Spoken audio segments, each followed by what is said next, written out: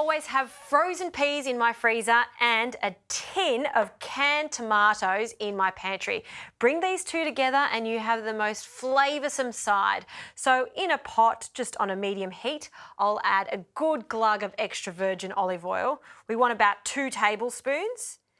And I'll start frying off 1 onion. And just get that nice and soft. Okay, and now the frozen peas can go in, about 1.5 cups. And just coat them in all of that onion and extra virgin olive oil.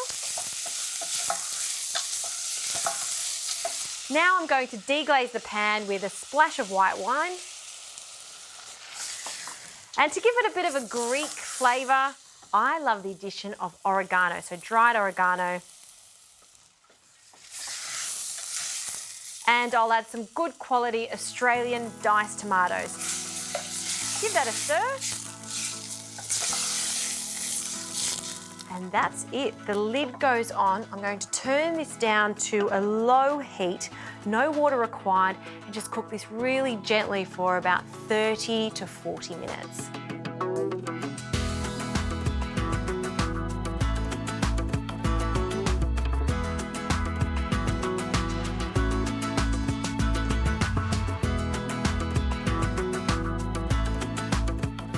And 40 minutes later, you can see how cooked down these peas, perfectly braised, and they've absorbed all that beautiful, rich tomato sauce.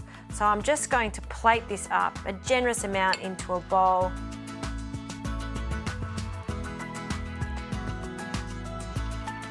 And that feta, a small sprinkle of feta over the top, just that pop of saltiness. And because I love that oregano touch, a sprinkle of oregano and some extra virgin olive oil. Peas do not have to be boring, they can be interesting.